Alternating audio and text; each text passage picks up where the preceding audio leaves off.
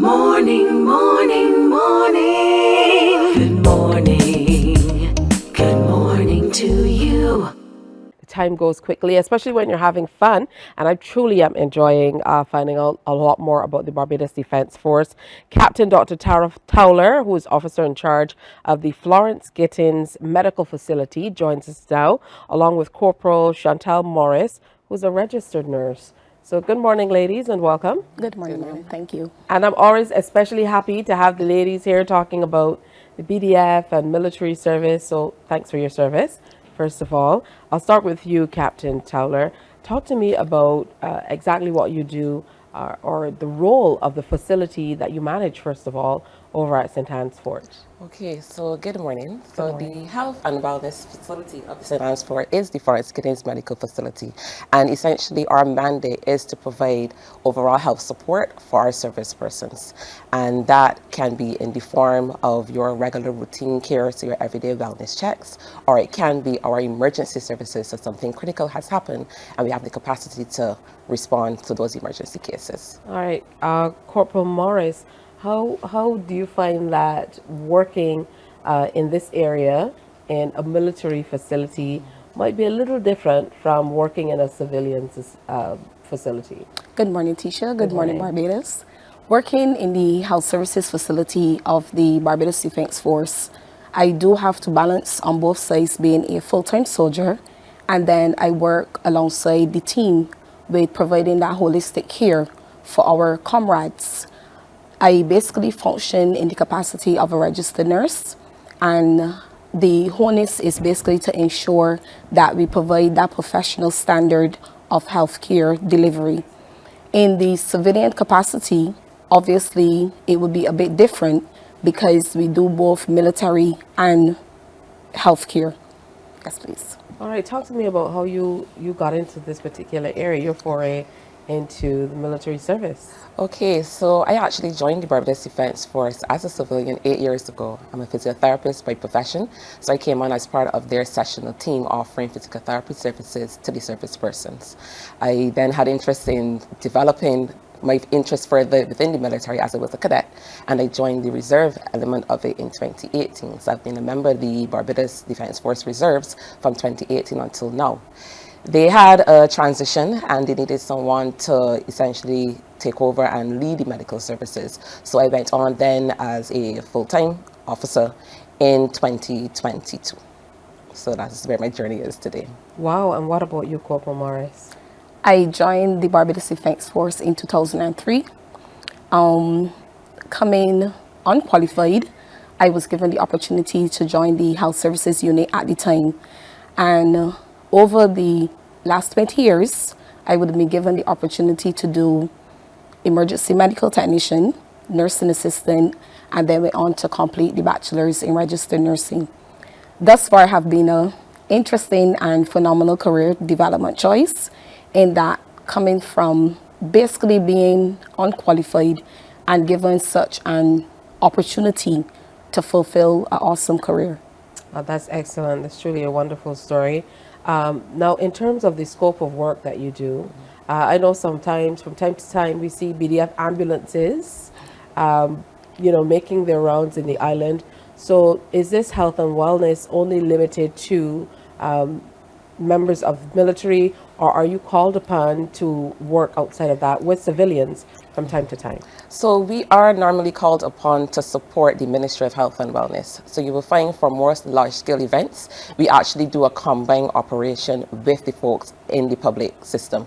So you find that we would offer support to crop over, for example. When we go to our crop over events, we're normally embedded within the emergency services. So we have persons from the ministry, the doctors, the nurses, we have persons from the fire service, we have persons from the ambulance service, and we work as a combined unit in that regard.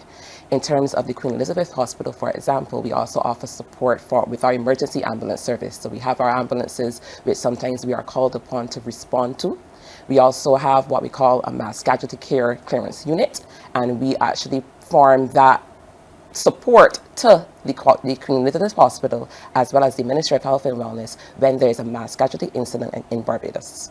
What is the training like? How different is the training for you? Obviously, when it comes to kind of balancing your training as a professional and then your training as a professional in the military, because I would imagine the training is different in terms of survival if you have to be deployed based on the type of work that you would do. So let's talk about the rigors of kind of balancing just that for regular nurses. You know, they just have to worry about being nurses, but here you are as a nurse who has to think about maybe being deployed, particularly in instances where we have mass casualty situations, or if we have to go out and help our Caribbean neighbors, or there may be something, heaven forbid, right here in Barbados. Yes, please. The balance of being a full-time soldier and still a registered nurse. Obviously, I am a soldier first. I would have been given the opportunity to do registered nursing.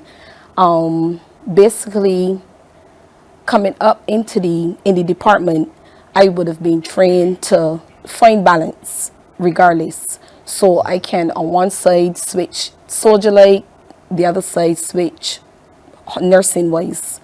The two sometimes can be a bit challenging, and that basically is on the side of a nurse with the empathetic behavior, but still if I'm poised in a situation, I obviously have to remember the soldier side. So it does have that significant challenge with balancing the two, but thus far I have been doing pretty well in that area. If I might say so myself. I love that. And for you, Captain Dr. Towler, the balance, I would imagine it is, you know, a very difficult balancing act if, in fact, you have to go that extra step and be deployed. Being out in the field is totally different from operating in a traditional facility. I know you set up your field facilities and so on, but there are quite some stark differences. So as Corporal Morris said, it's a balance that you have to find. And the military prepares you for life within the military, particularly coming from that professional side, from being a civilian, from operating in a civilian setting to now coming in what we would call more so operational medical setting. So therefore, you have to always be able and ready and capable to be deployed, to make quick decisions on your feet, to be in a tactical setting, and to still be able to deliver the skills to make sure that the persons then within your care get the best quality of care and not feel too overwhelmed in that situation. So there is a healthy balance that we try to strike, but the Army does its best to prepare you for it as well. Sitting by and looking at you, and I think I said this to the other officers as well, sometimes it is easy to assume that you're all as tough as nails. And when you come to talk about health and wellness, we know that's not the case, because behind the uniform, you're still human. So in terms of how you service the population there at the St. Anne's Fort, you know, talk to us about the roles, the responsibility that you have at the care facility to take care of not only the physical, but the mental well-being of those in the service. So we actually have a comprehensive mental health team, and it ranges from our psychiatrists, we have psychologists, and we also have a social worker. We have a team of padres. So our padres are our chaplaincy team, and these individuals, they work together through the coordination of a mental health nurse in order to ensure that each and every service person has access to services. So not every case directly will be related to some mental health illness, but someone might just need general support. So that's where you will find your social worker comes in if they have challenges within the household. We find interventions to help them to cope, particularly when we look at preparing for deployments or someone who has been out in the field for a while.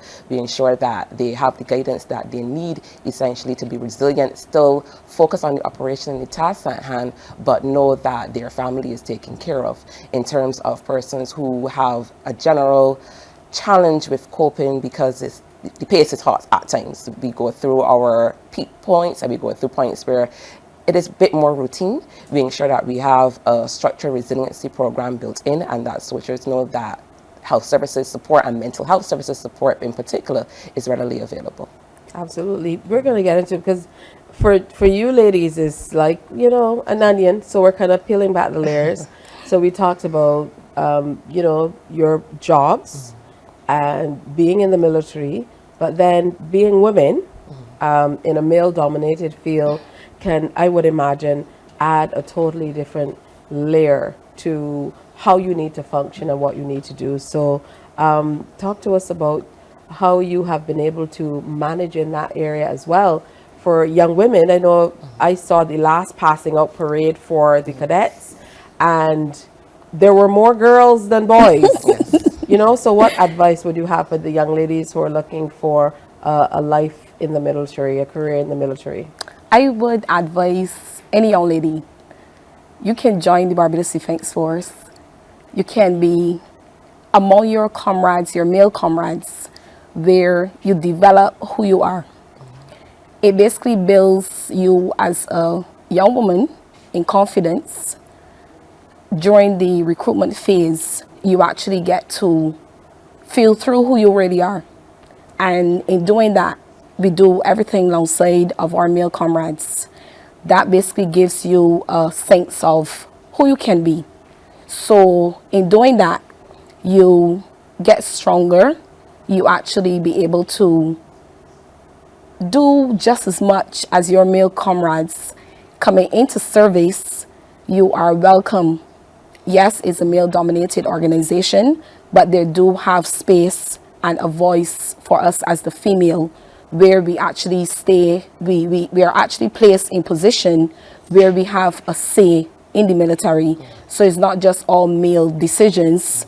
The female say where we have a voice as well. Absolutely, with Captain Towler running things over at the facility, we know that. Yes, indeed. Yeah. So I do support what Corporal Morris said, and I also find that we are having more female leaders. We are inserting our females in the military in more operational spaces. So we're trying then to go away from those traditional roles of being support personnel within the Army to being more combative and being more operational. So the Army as itself has evolved, and women are now at the forefront of things. Even though it is a traditionally male-dominating environment, I would still encourage any young lady to seek a rewarding career in the military. All right, good stuff. And that goes for me too. All right. So Captain Dr. Tarah Towler, officer in charge of the Florence Gittens Medical Facility, as well as Corporal Chantal Morris, registered nurse, sharing with us this morning as we look toward the 45th anniversary of the establishment of the BDF on the 15th of August. They're celebrating under the theme Proven Excellence, Shaping a Promising Future. Morning, morning, morning.